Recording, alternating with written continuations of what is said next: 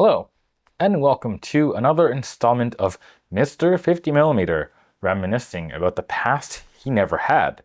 Today's item of the past is the Nikon F2, specifically this one, which is equipped with the DP11 finder, also known as the F2a. Alright, before we actually move on to the F2, I want to plug a thing. Did you know I have family? And specifically, I have a brother.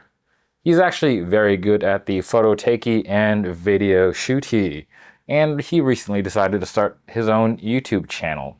So, if you feel like watching more camera and photography or video related content, feel free to check out his channel. I'll link to it in the description below, or you can look it up. It's called Chang of Fools.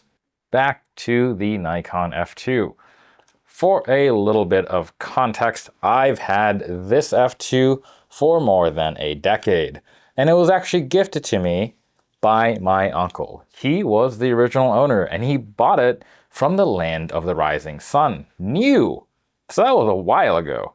And he got it with this 50 f1.2. It's a hell of a kit lens. Eventually, in the late 2000s, he heard that I was getting into cameras, so he offered this camera to me. Obviously, I didn't say no, because, well, the F2 is awesome. And therefore, I'm the second owner of this marvelous machine. And for a time, I would occasionally run a roll of film through it. However, in the more recent times, that is November of 2025, this was the film camera that I decided should come with me on a vacation to Ontario. So it came with me with a couple rolls of film, and while I didn't shoot as much as I did actually end up shooting quite a bit with it. I almost always had it with me when I was going out. And even more weird, none of the film that I brought was expired. That's strange, right? So for the first time in a little while, I felt like I was quite dedicated to using this camera. And I feel like I should have been more dedicated throughout the time that I've had it. But what's done is done, and now I'm giving it the love that it deserves. So, thanks Sam, if you're watching. It's been a blast to use this. So, with that, let's hop on the Nostalgia Mobile and have a ride.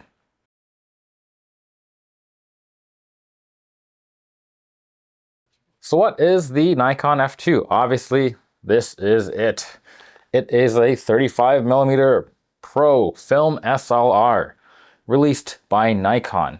Or at the time that it was released, it was known as Nippon Kogaku KK. I'm sure I said that perfectly.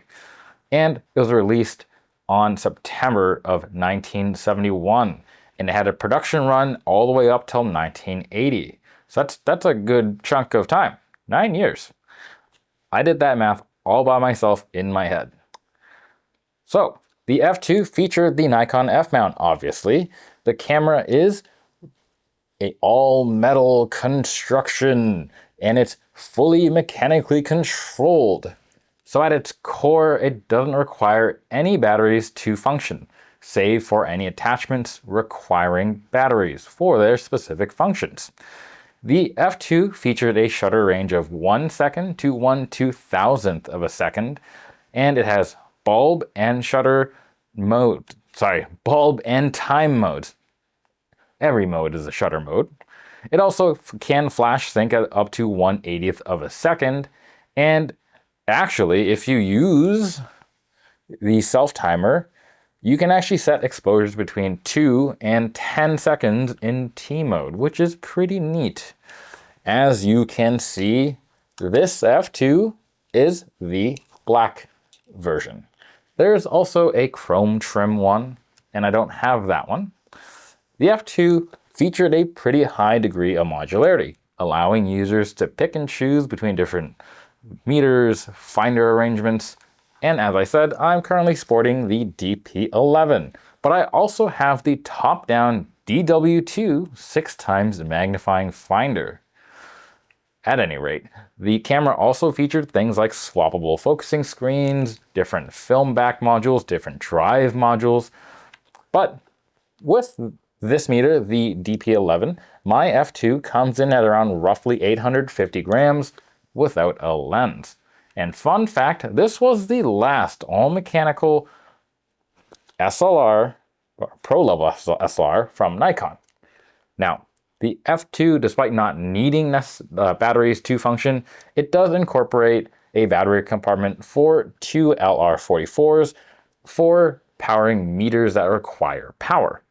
Now, in 1972, the MSRP of the F2 with the DP1 meter and a 50 1.4 came in at $660 USD, or roughly $5,130 in the future where we all long for mechanical things, or something like that. And it also comes out to around 7,170 very nostalgic Canadian dollar dues. Cool.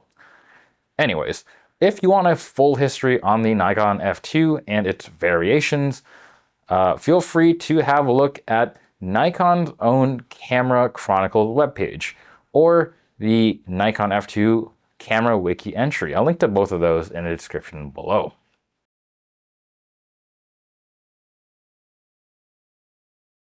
Operation and feel.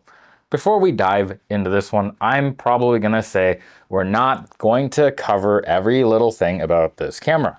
Unlike digital cameras where I tend to go into some pretty mundane things for a long time, and we're still going to do a bit of that, a lot of that, but we're not going to do everything. Because if I did, this video might be 3 days long and I'd probably spend 4 hours talking about the shroud around the shutter.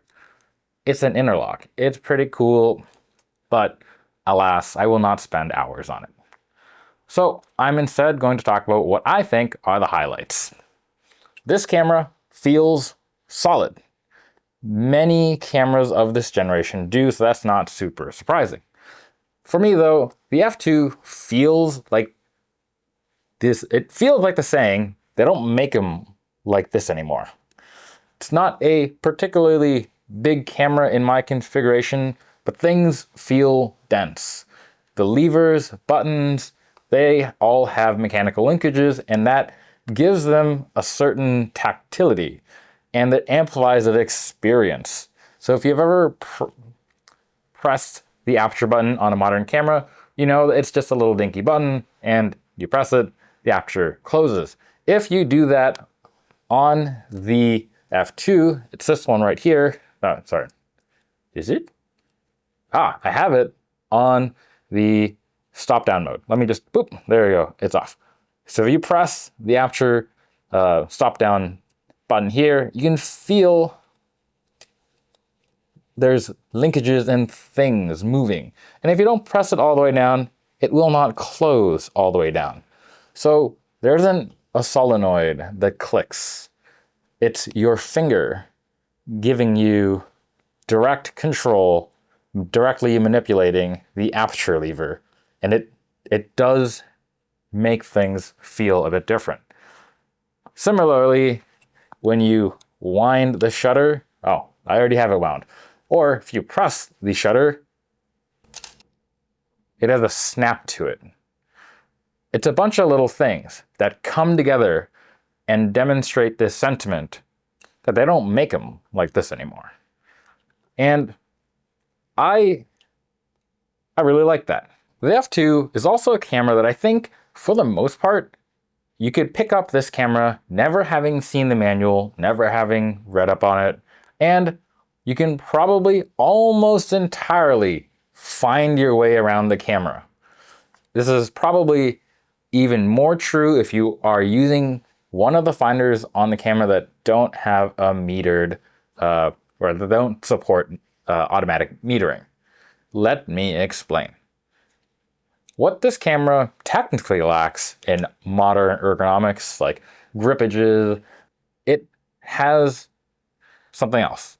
And you might have guessed it, it has mechanical linkages to things. And this means that the camera, well, the designers of the camera were more limited in where they could place and put buttons and levers to actuate things. Unlike electronically controlled systems where you could put a button anywhere and it could do anything. However, in spite of the camera being limited by the mechanical design, it actually basically has controls that are so basic that almost anyone can pick it up and figure this out.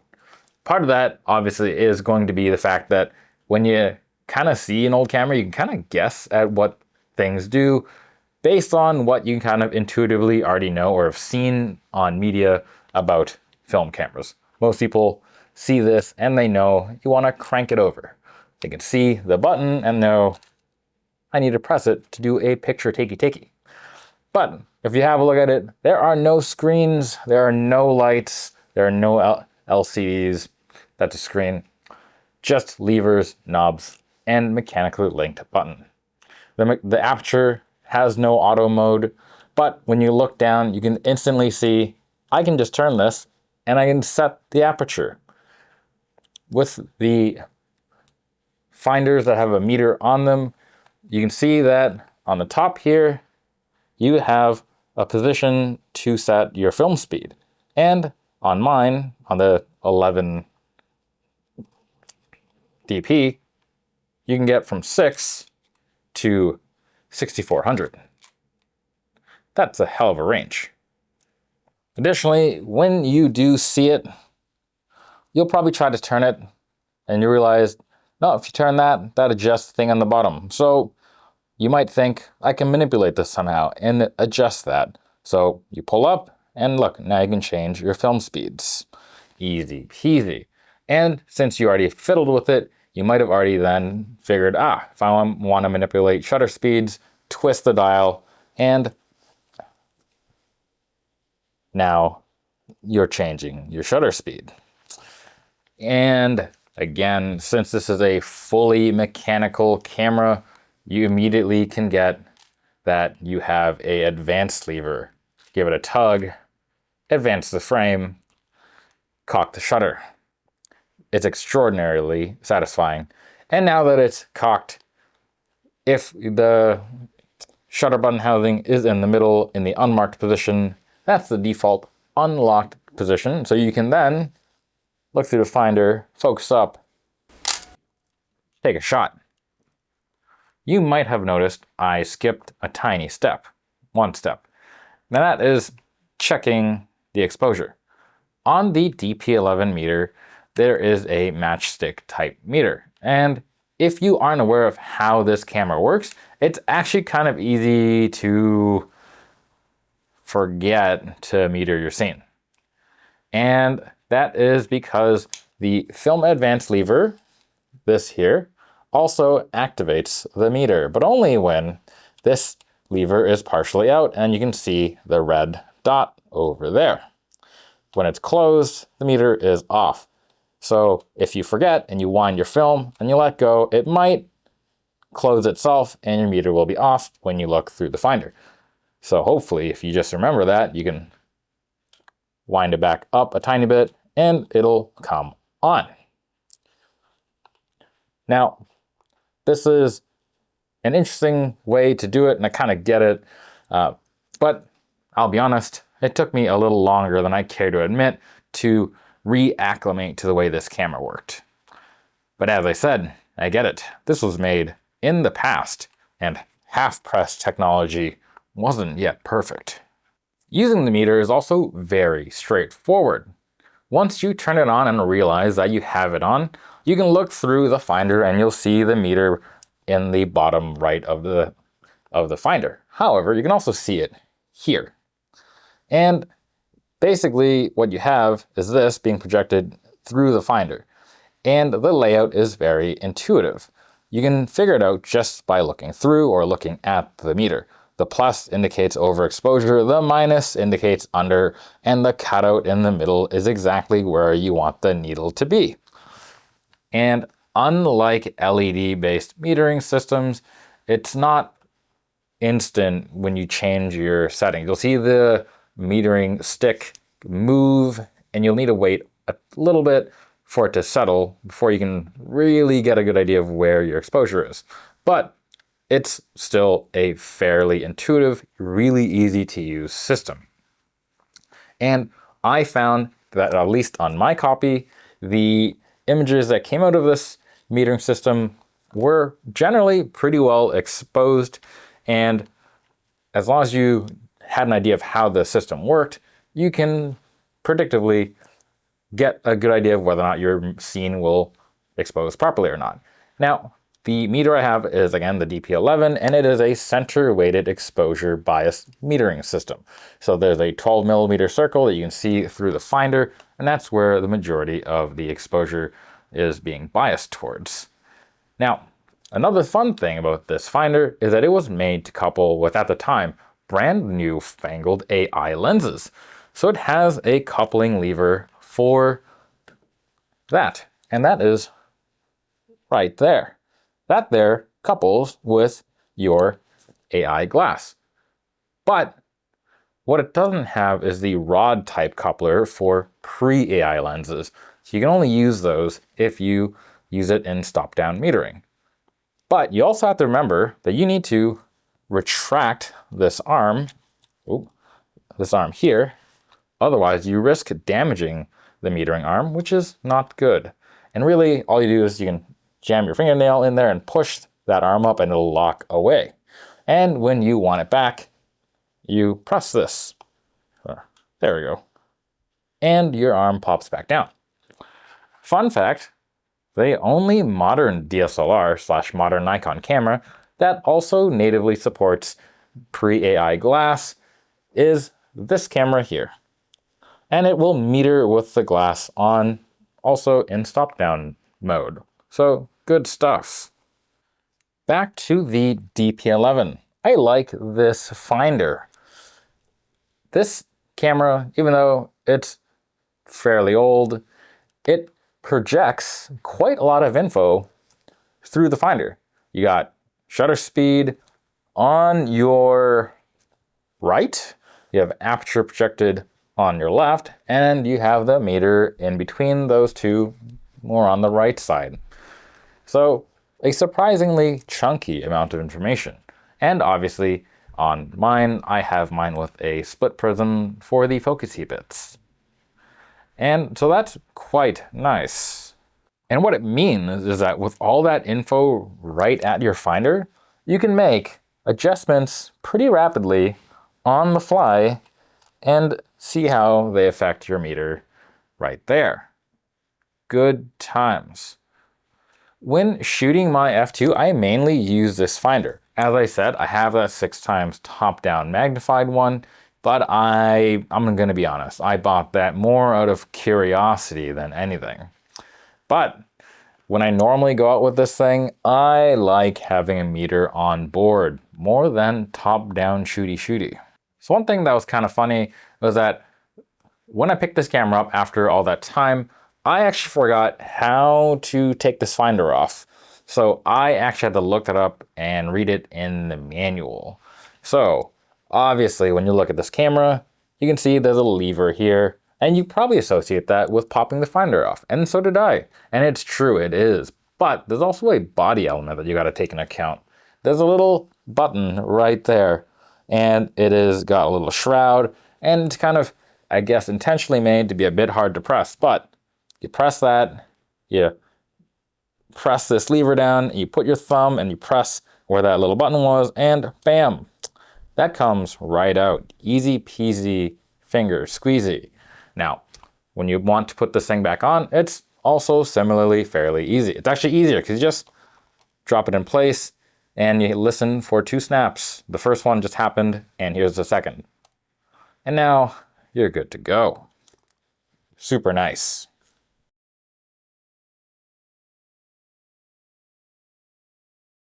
Film scanning.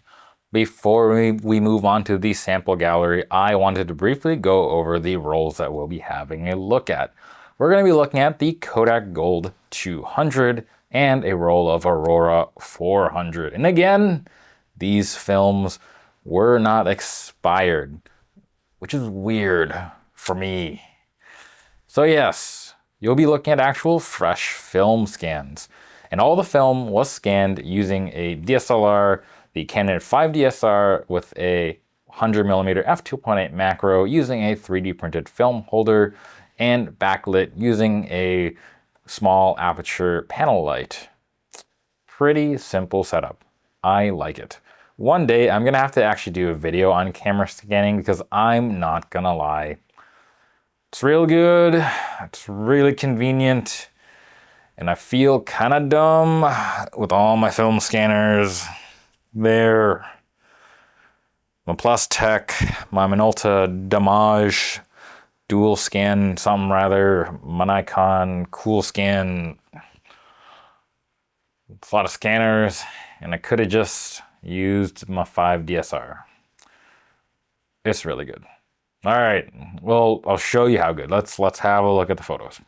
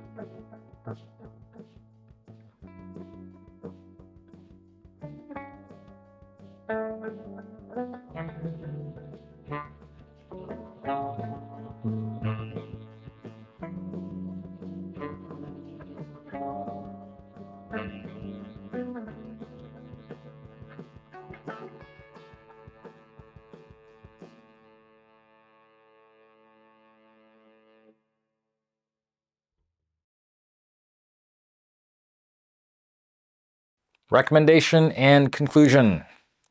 Let's start with cash money, the price. We need to get that out of the way anyways. With the configuration of the F2 I have, like I said, the F2a, equipped with the DP11 finder. On average, body alone, these seem to be selling for around 275 USD on your electronic auction websites. Some units tend to be going for much higher, some for a bit less, but it does seem like the majority on average fall around this 275 USD. Honestly, for a used F2, no matter the condition, it does seem like there is a pretty chunky price range. But again, most of them tended to fall on the 275, around that number. So maybe if you're not too picky about it being super duper turbo mint with all the box and papers, yeah, you can get a reasonably solid deal on it, but do expect to pay more if you want one of the special edition ones or one of the ones that just happens to command more bucks. As a film mechanism or a way to get into film photography, this camera isn't exactly the cheapest one around. I will admit it's very modular, it's very, very robust, and overall it's one of my favorites. But there are cheaper SLRs around. There are cheaper Nikon ones around, like the Nikon EM, or if you don't want or care about brands, there's a bunch of Canon FD mount stuff. But I do personally think it's worth looking into if you are into film SLRs, specifically looking at Nikon F mount stuff, just because the F mount system is extremely extensive, and in theory, aside from F mount G lenses, which don't have an aperture control ring, it should be able to mount everything from pre-AI to AFD lenses, and you get pretty good compatibility. Obviously, with AFD lenses, you're not getting autofocus. This doesn't do that. But you get aperture control, and that's pretty good. And as a result, while this body is kind of pricey, it's possible to find lenses made from the inception of F-mount in 1959 to modern times, and I think that is up to around 2018 when F-mount was supplanted by Z-mount, and a lot of these F-mount lenses aren't that expensive. The only other system that I think has persisted for as long SLR-wise might be the Pentax K-mount, and it really isn't. It's younger, by quite a large margin. It was introduced in 1975, which is a whole 16 years younger than F-mount. But if we're talking just cameras, the only other thing that I can think of that has survived as long is Leica M-mount, which has a much longer history. But for SLRs, I think Nikon takes the cake. And aside from all that, for me, I think the F2 is just an awesome camera. From the build to the feature set, I personally think it's an easy recommend, worth every penny. But that's just me. What do you think of the F2 series? Am I just nuts? Maybe. But do you have another camera that you would recommend in place of this one? Let me know in the comments below. And as always, don't forget to like, comment, and subscribe. Maybe a super thanks. And also, don't forget to check out my brother's channel. And otherwise, I'll see you next time. Bye.